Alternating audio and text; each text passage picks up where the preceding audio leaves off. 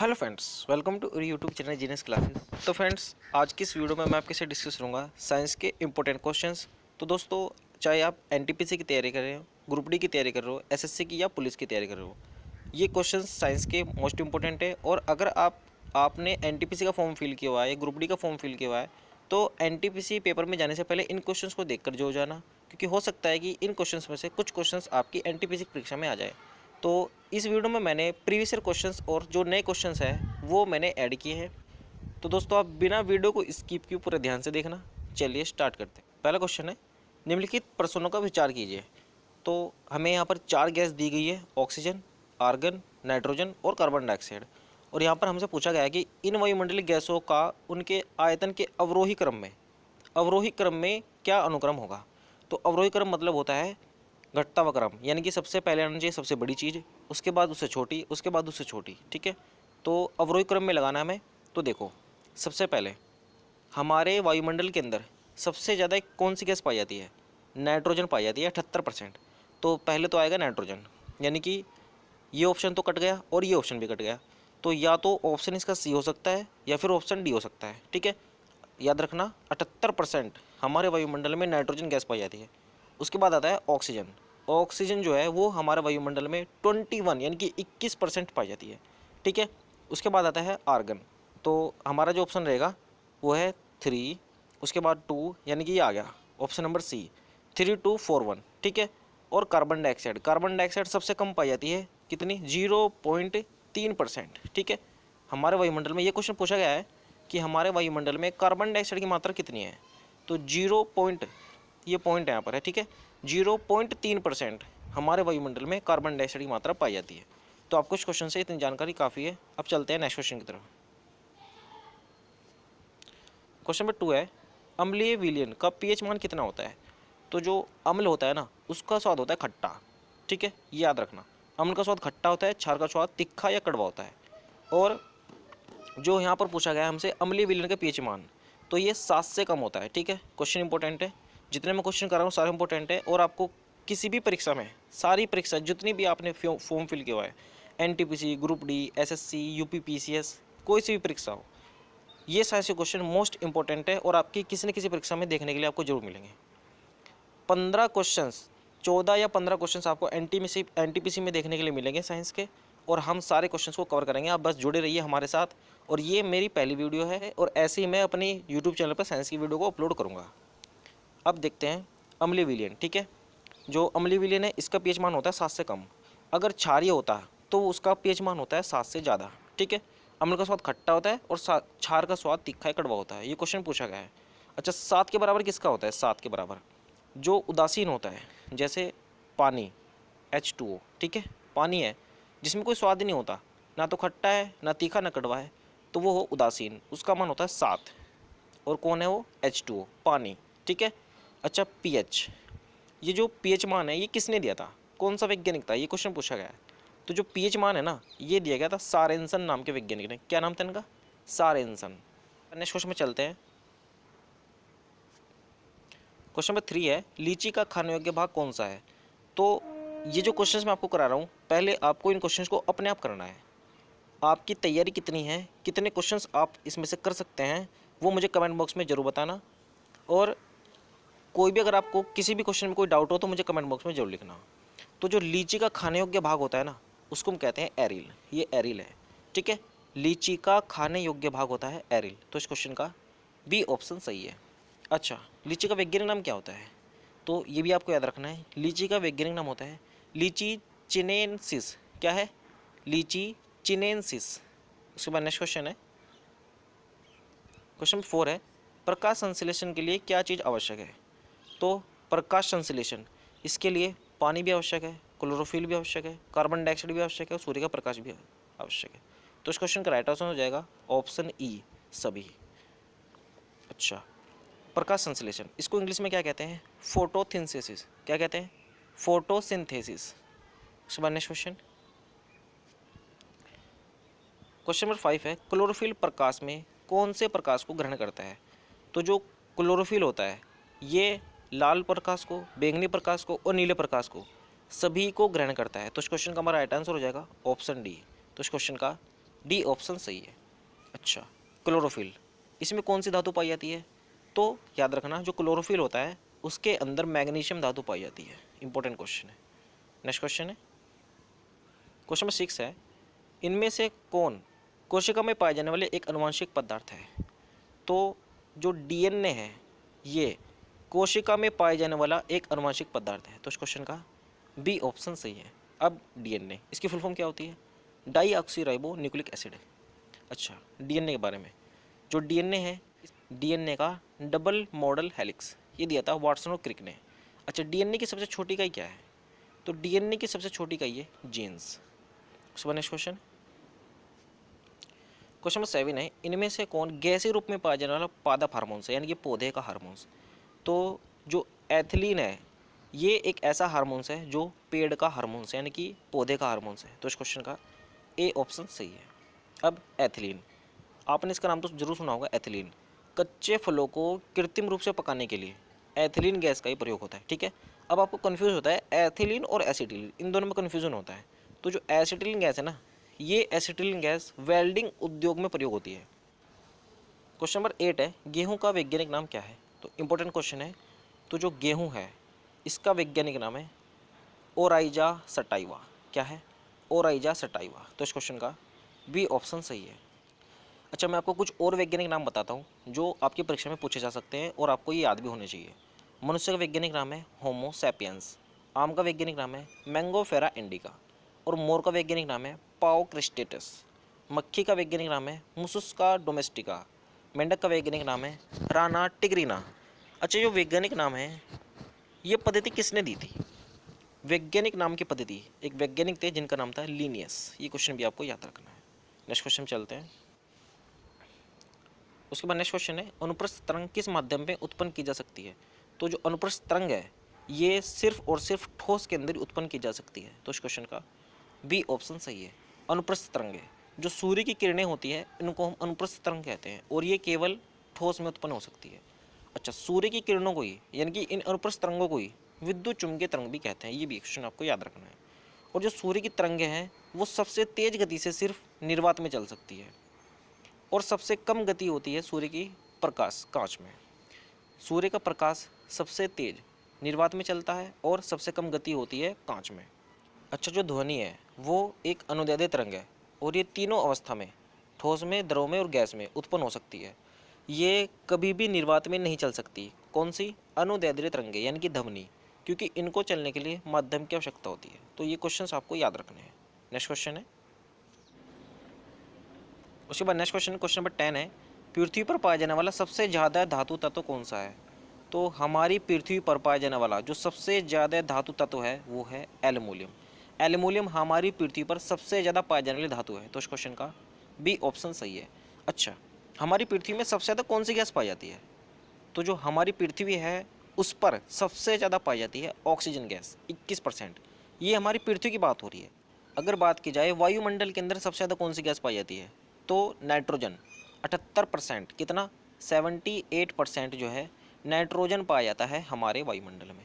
ठीक है, लेकिन बात हो रही है यहाँ पर पृथ्वी की। पृथ्वी पर जो सबसे ज़्यादा गैस पाई जाती है वो है ऑक्सीजन। अच्छा, जो एल्युमिनियम होता है ना, इसका संकेत होता है Al। ठीक है, इसको Al से प्रतिष्ठित करते हैं। और जो एल्युमिनियम है इसकी परमाणु संख्या होती है 13। कितनी होती है इसकी परमाणु संख्या? 13। उसमें नेक्स्ट क्वेश्चन पे चलते हैं। उसके बाद नेक्स्ट क्वेश्चन है, क्वेश्चन नंबर 11 है, कौन सा पेड़ कभी सामाजिक वानिकी में लोकप्रिय था लेकिन अब एक पारिस्थितिकी आतंकवादी बन गया? तो जो यूकेलिप्टस का पेड़ है ये पहले कभी लोकप्रिय था लेकिन अब ये पारिस्थितिकी आतंकवादी बन चुका है। तो इस क्वेश्चन का बी ऑप्शन सही है। आपको डायरेक्ट ये पूछेगा कि कौन सा पेड़ पारिस्थितिकी आतंकवादी बन गया है, तो आप बताओगे यूकेलिप्टस। क्यों? ऐसा क्यों है? क्योंकि ये जो यूकेलिप्टस पेड़ है जिसे हम आम भाषा में लिपसिट का पेड़ बोलते हैं, ठीक है, इसी को कहते हैं यूकेलिप्टस। क्योंकि ये जो यूकेलिप्टस का पेड़ है ये सबसे ज़्यादा पानी सोखता है, इसलिए इसको पारिस्थितिकी आतंकवादी बना गया था। नेक्स्ट क्वेश्चन पे चलते हैं। क्वेश्चन नंबर 12 है, टिनिटस किस प्रदूषण के कारण होता है? तो जो टिनिटस है ये ध्वनि प्रदूषण यानी कि शोर के कारण होता है। तो इस क्वेश्चन का ए ऑप्शन सही है। ध्वनि के प्रदूषण के कारण टिनिटस रोग होता है। ठीक है, अच्छा ये है क्या टिनिटस? तेज़ आवाज़ में ध्वनि सुनने से कानों में छोटी छोटी धमनियों को नुकसान पहुंचते हैं और घंटी ऐसी बजती है, साए साए की या घूं घूं की आवाज़ आती है। जब आप डीजे के पास तेज़ आवाज़ में गाने सुनते हैं और फिर वहाँ से अगर आप शांत जगह पर चले जाए तो आपके कानों में एक घूं घूं की या फिर साए साए की आवाज़ आती है। तो ये टिनिटस, ये जो टिनिटस रोग है ये धमनियों के है। तो आई होप दोस्तों ये क्वेश्चन आपको समझ में आ गया है। नेक्स्ट क्वेश्चन में चलते हैं। नेक्स्ट क्वेश्चन नंबर 13 है, डब्ल्यूएचओ के द्वारा ध्वनि का मान्य स्तर क्या है। तो इंपॉर्टेंट क्वेश्चन है। डब्ल्यूएचओ के द्वारा ध्वनि का मान्य स्तर है 45 डेसिबल। तो इस क्वेश्चन का बी ऑप्शन सही है, 45 डेसिबल। अगर इससे ज़्यादा आप ध्वनि सुनेंगे तो आपको बहरापन भी हो सकता है और आपके मस्तिष्क पर भी इसका बुरा असर पड़ सकता है। तो ये एक ध्वनि का मान्य स्तर है 45 डेसिबल। अब डब्ल्यूएचओ की बात है, इसकी फुल फॉर्म क्या होती है डब्ल्यूएचओ की, वर्ल्ड हेल्थ ऑर्गेनाइजेशन। इसकी स्थापना कब हुई थी? 7 अप्रैल 1945 में। अच्छा, 7 अप्रैल को ही विश्व स्वास्थ्य दिवस मनाया जाता है। अच्छा, इसका हेडक्वार्टर कहाँ पे है? जिनेवा में। डब्ल्यूएचओ के अध्यक्ष कौन है? टेड्रोम एथनोम घेब्रेयेसस। कौन है? टेड्रोम एथनोम घेब्रेयेसस। अच्छा, इसमें कुल कितने कंट्री मेंबर है? तो जो डब्ल्यूएचओ है उसमें टोटल 194 कंट्री मेंबर है। ठीक है, क्वेश्चन आपको याद रखना है। नेक्स्ट क्वेश्चन में चलते हैं। क्वेश्चन 14 है, भार का ऐसा ही मात्रक क्या है। अब आप सोचोगे कि ये इतना आसान क्वेश्चन जो आपने इस वीडियो में क्यों डाला, क्योंकि ये प्रीवियस ईयर बेस्ड है। ये क्वेश्चन एनटीपीसी 2016 में आया हुआ क्वेश्चन है, भार का ऐसा ही मात्रक। ठीक है, तो जो भार का ऐसा ही मात्रक होता है वो क्या होता है? किलोग्राम। तो इस क्वेश्चन का बी ऑप्शन सही है। अब न्यूटन किसका है? न्यूटन। बल का ऐसा ही मात्रक होता है न्यूटन। बल का सीजीएस मात्रक भी है, वो है डाइन। ठीक है, ये सीजीएस है बल का। ठीक है, और ये ऐसा ही मात्रक है, ये दोनों के दोनों बल के मात्रक है। उसके बाद है पास्कल। ये किसका है? ये दाब का ऐसा ही मात्रक है, पास्कल। क्वेश्चन नंबर 15 है, जी के ऐसा ही मान की इकाई किसके ऐसा ही मान के बराबर होती है। यानी कि ये क्वेश्चन पूछ रहा है कि जो गुरुत्वाकर्षण होता है आपका जी, इसमें इसका जो ऐसा ही मान होता है वो इनमें से किसके ऐसा ही मान के बराबर होती है। 4 ऑप्शन आपको दिए गए हैं, बताइए आप इसमें से। तो जो जी का ऐसा ही मान होता है ना, वो त्वरण के ऐसे ही मान के बराबर होता है। तो इस क्वेश्चन का डी ऑप्शन सही है। देखो जो जी होता है ना, जी इसका मान कितना होता है? 9.8। ठीक है, 9.8 मीटर प्रति सेकंड स्क्वायर। ठीक है, ये क्या है? ये गुरुत्व त्वरण ही तो है। तो ये गुरुत्व त्वरण है तो ये भी गुरुत्व त्वरण है। ठीक है, तो यानी कि त्वरण का इसका भी इतना ही होता है, मीटर प्रति सेकंड स्क्वायर, और इसका जी का मान भी 9.8 मीटर प्रति सेकंड स्क्वायर होता है। क्वेश्चन नंबर 16 है, सर्किट में बिजली के प्रवाह का पता लगाने के लिए किस उपकरण का प्रयोग करते हैं। मोस्ट इंपॉर्टेंट क्वेश्चन है। तो जो सर्किट है उसमें बिजली के प्रवाह का पता लगाने के लिए गैल्वेनोमीटर का प्रयोग होता है। तो इस क्वेश्चन का बी ऑप्शन सही है, गैल्वेनोमीटर। ये बिजली का प्रवाह मापने के लिए प्रयोग होता है। अच्छा, इससे क्या होता है? एनीमोमीटर से ये हवा का वेग मापता है। हवा का वेग मापने के लिए एनीमोमीटर का प्रयोग होता है। दूध की शुद्धता मापी जाती है लैक्टोमीटर से, और जो बैरोमीटर है इससे वायुमंडलीय दाब मापा जाता है। तो ये चारों क्वेश्चन आपको याद रखने हैं, कोई सा भी क्वेश्चन आपकी परीक्षा में आ सकता है। नेक्स्ट क्वेश्चन में चलते हैं। क्वेश्चन नंबर 17 है, कार्य में क्या होता है। तो 4 ऑप्शन दिए गए हैं, बताइए। तो कार्य जो है इसमें केवल परिमाण होता है, दिशा नहीं होती। तो इस क्वेश्चन का बी ऑप्शन सही है। ठीक है, कार्य में केवल परिमाण होता है कि इसने इतना कार्य किया, 1000 जूल, 5000 जूल या 10,000 जूल, लेकिन दिशा नहीं दी होती कि किस दिशा में इसने कार्य किया। तो इसमें केवल परिमाण होता है, दिशा नहीं होती। अच्छा, कार्य इसका ऐसे मात्रक क्या होता है? 2 मात्रक है इसके। कार्य का ऐसे ही मात्रक है जूल, और कार्य का सीजीएस मात्रक होता है अर्ग। एक क्वेश्चन आपको मैं और बता दूं, जो कार्य है ना डब्लू, डब्लू बराबर होता है, डब्लू बराबर एफ एस कोस थीटा। ठीक है, डब्लू बराबर एफ एस कोस थीटा, ये भी आपको याद रखना है। उसके बाद नेक्स्ट क्वेश्चन है, क्वेश्चन नंबर 18 है, किसी वस्तु पर किया गया कार्य किस पर निर्भर करता है।